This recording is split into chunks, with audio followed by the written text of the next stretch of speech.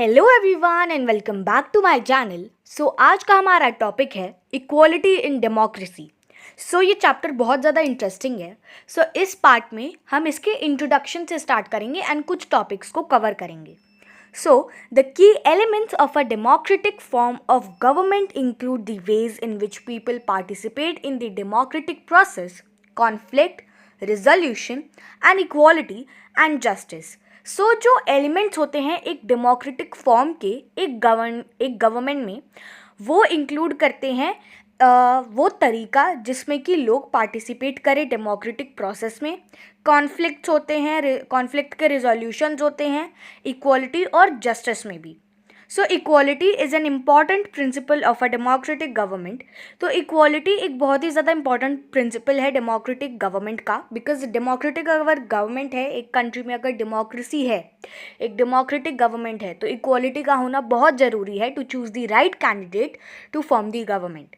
It means that all the citizens of a country are provided with the same status, rights and responsibilities. तो इसका मतलब ये हुआ कि जितने भी कंट्री में सिटीजन्स हैं जो उस कंट्री में रह रहे हैं, उनको सेम स्टेटस, सेम राइट्स और सेम रिस्पॉन्सिबिलिटीज़ प्रोवाइड की जाती हैं. यानी जो राइट मेरे पास है वो सेम मेरे एज के किसी और बच्चे के पास होगी.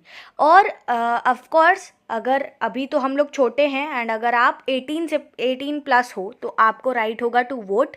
वो भी चीज़ हम डिस्कस करेंगे कि क्या क्या राइट्स होते हैं जिससे आप वोट कर सको, क्या क्या क्राइटेरिया होता है and all of that. In this chapter we will learn about equality in a democracy. Equality in Indian democracy. India is a democratic country, we all know. We will see how equality is ensured in Indian democracy.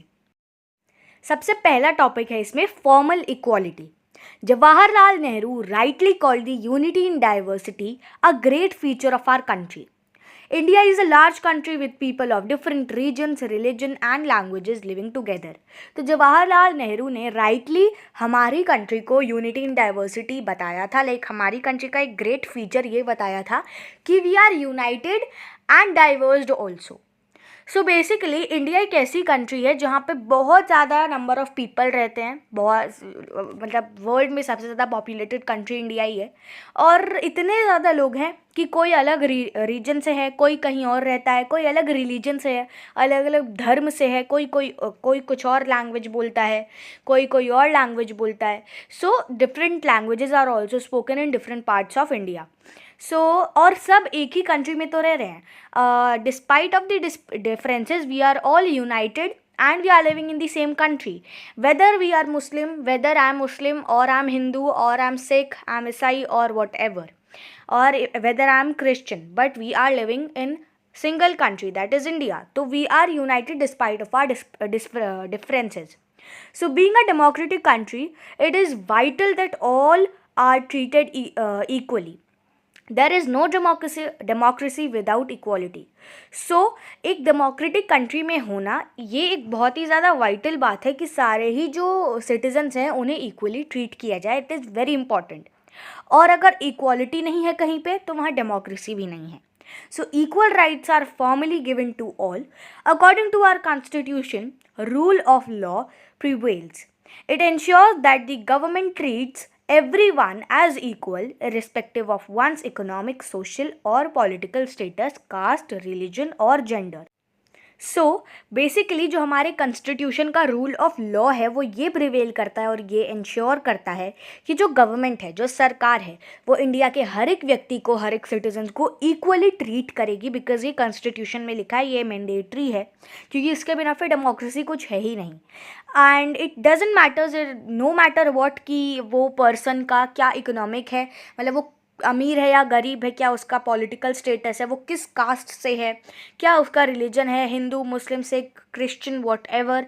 या फिर gender पे भी बहुत लोग वो करते हैं कि काफ़ी सारे सुपरस्टिशंस एंड काफ़ी सारे बकवास होती है. तो वो सबको हटाकर गवर्नमेंट सब चीज़ पर इक्वली ट्रीट करता है. इवन दो कोई गरीब है या अमीर है, सबकी बात सुनी जाती है. एंड बेसिकली ये जो है हमारे कॉन्स्टिट्यूशन में लिखा गया है कि गवर्नमेंट को सबको इक्वली ट्रीट करना होगा. Equality is the key feature of democracy. It influences all other aspects of democracy. Moving ahead to political equality. In India, we follow universal adult franchisee. Democracy becomes meaningful only when every citizen is treated equally. So India में हम universal adult franchise follow करते हैं और democracy का मतलब तभी होता है जब हर एक सिटीज़न को इक्वली ट्रीट किया जाए. The right to vote and participate in election is an essential feature of democracy. This right was given earlier only to male citizens who owned property.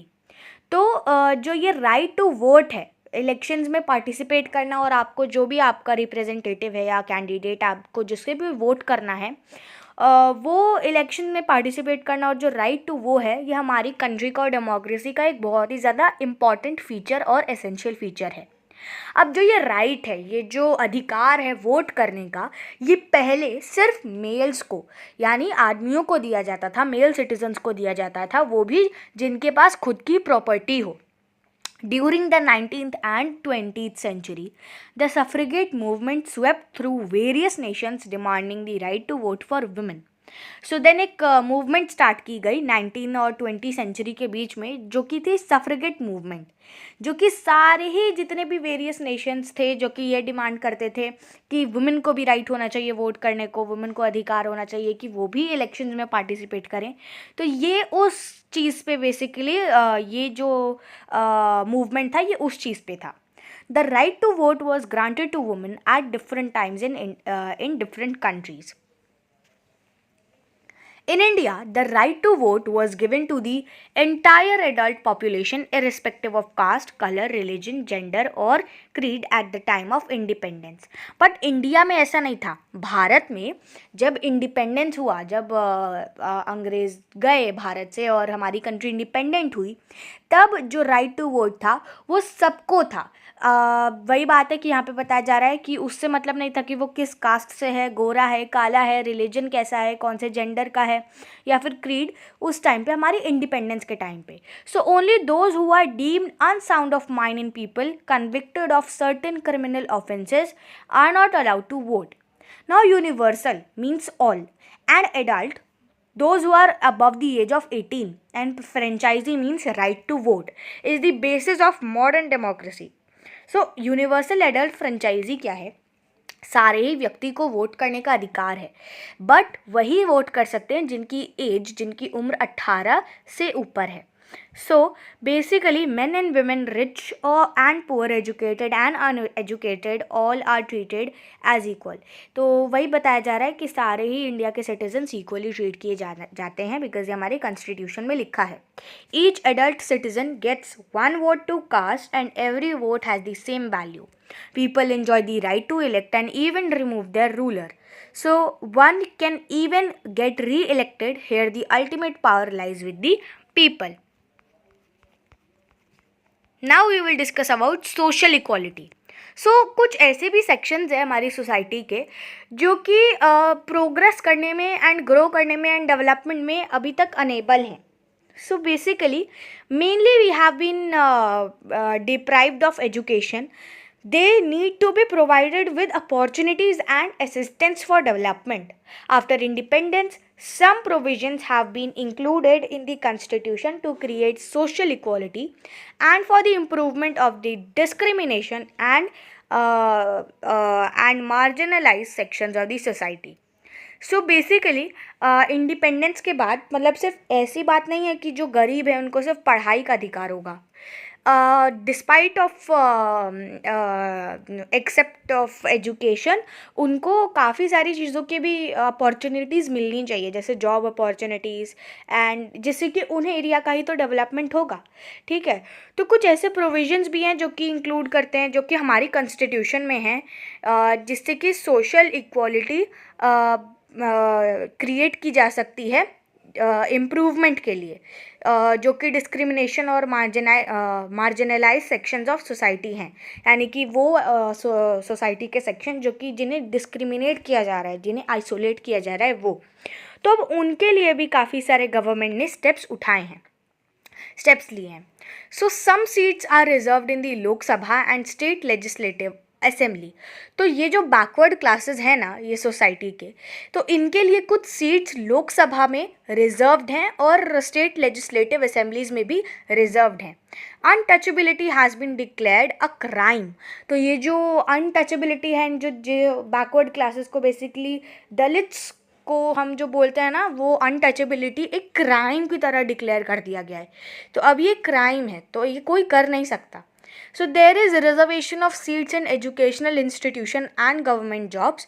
तो education institutions and government jobs में भी जो लोग कोटा लेकर आगे फिर exceed करते हैं तो उनकी भी रिजर्वेशन होती है, कुछ सीट्स उनके लिए होती हैं स्पेशली कि ये सीट इतनी लोग बैकवर्ड क्लासेस के लिए है तो ये उन्हीं के लिए है, कोई और इसमें एक्सीड नहीं कर सकता। The right to education bill has been passed and हर एक बच्चे को पढ़ने का अधिकार है, ये भी जो ये नया पॉलिसी है ये पास किया गया है।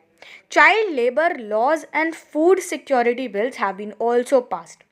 So these provisions show the willingness of the state and vision of our leaders and leaders for equality। तो ये जो बेसिकली प्रोविजंस हैं, ये जो पॉलिसीज़ बनाई गई हैं एंड अलग अलग लॉ बनाए गए हैं जो कि अब इम्प्लीमेंट भी किए जा रहे हैं काफ़ी सारी जगह पे। कुछ ही ऐसी जगह हैं जहाँ पे अभी तक चाइल्ड लेबर को आगे बढ़ावा दिया जा रहा है, बट वो भी फिर आगे गवर्नमेंट की नज़र में जैसे जैसे आते जाएगा वो भी फिर वहाँ एरिया से हटाया जाएगा एंड उसे भी फिर एक क्राइम की तरह डिक्लेयर कर देंगे। सो ये दिखाता है कि हमारी कंट्री में जो लीडर्स हैं वो कितनी ज़्यादा विलिंगली हमारे कंट्री को डेवलप करने में लगे हुए हैं। Now we will discuss about economic equality. So it is clear that everyone cannot have equal amount of money and similar means of livelihood। तो ये तो क्लियर है कि हर एक व्यक्ति के पास सेम अमाउंट ऑफ पैसा नहीं होता है, किसी के पास ज़्यादा होता है, किसी के पास कम होता है, और एक तरह से सब जीवन भी अपना नहीं गुजारते हैं। कोई बहुत आलीशान महल में रहता है तो कोई झोपड़ी में भी रहता है। So then what does economic equality stand for? तो फिर इसका क्या फ़ायदा, मतलब इसका क्या मतलब है, इकोनॉमिक इक्वालिटी का क्या मतलब हुआ? So economic equality means that every Indian citizen should be free to seek any form of employment and must be given equal economic opportunity। तो अब ये जो इक्वालिटी बात की जा रही है इकोनॉमिक में भी, ऐसा नहीं है कि फिर गरीबों को गवर्नमेंट बहुत ज़्यादा पैसा दे रही है कि तुम भी आलीशान महल में रहो, नहीं, गवर्नमेंट उनको अपॉर्चुनिटी दे रही है कि तुम खुद मेहनत करो, हमने तुम्हारे लिए सीट्स रिज़र्व की हैं बैंक्स में, सारे जो जॉब सेंटर्स हैं वहाँ पर, है ना, कॉम्पिटिटिव एग्ज़ाम्स में भी काफ़ी सारी सीट्स रिजर्व्ड होती हैं, तो हमने तुम्हारे लिए सीट्स रखी हैं, तुम मेहनत करो एंड तुम खुद मेहनत करके वहाँ तक पहुँचो क्योंकि सीट्स तो हैं आपके लिए एंड आपका हो कॉम्पिटिटिव एग्ज़ाम्स में ये भी अगर कोई बैकवर्ड क्लास का है बच्चा, एस्पिरेंट है, वो मेहनत कर रहा है तो उसके लिए भी सीट्स रिजर्व्ड होती हैं, तो ही और she can also exceed in life, वो आगे प्रोग्रेस कर सकता है। तो इस तरह से इकोनॉमिक इक्वालिटी का मतलब किया जाता है। अब ऐसा नहीं है कि कोई जॉब है तो सिर्फ जो अमीर हैं जिनका स्टेटस हाई है उन्हीं को ही सेलेक्ट किया जाएगा, तो ऐसा नहीं होता है, काफ़ी सारी सीट्स रिजर्व की जाती हैं बैकवर्ड क्लासेस की भी। So equal economic opportunity means that colour, caste, gender, religion etcetera should not be a consideration while seeking an employment। So equal pay for equal work also ensures economic equality and should be followed in order to be distributed fairly and not be concentrated in the hands of a few people।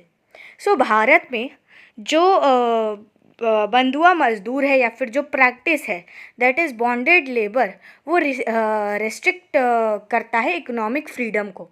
सो इस practice के under जो लोग हैं they work without money for money lenders to pay off their loans. In case they die before they pay off their debts, their children have to work to pay it off. तो भारत में जो बंधुआ मजदूर या फिर जो practice है जहाँ पे बॉन्डेड लेबर से काम कराया जाता है, मतलब काम कराया जाता है बेसिकली, लेबरर जो लेबरिंग इनसे कराई जाती है वो फिर इकोनॉमिक फ्रीडम को रिस्ट्रिक्ट कर देता है। तो इस प्रैक्टिस के अंडर क्या होता है कि लोग काम करते हैं बिना पैसे के, बिना पैसे के काम करते हैं बट पैसे के लिए। सो जो पैसे उन्हें देते हैं, जो उन्हें पैसे देते हैं उनके लिए बिना पैसे में काम करते हैं, जिससे कि उनके लोन्स वो पे कर सकें। और इन केस अगर वो मर जाएं अपना लोन पे करने से पहले, तो उनके बच्चे उनको भी आगे फिर वर्क करना पड़ेगा जो उनके फादर ने किया, जिससे कि वो अपना लोन पे ऑफ कर सकें। तो ये भी चीज़ इंडिया में है।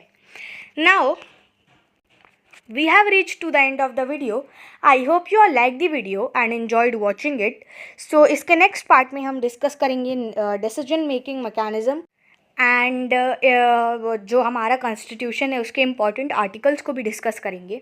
सो या we will meet again in the next video. Till then take care, bye bye and thanks for watching.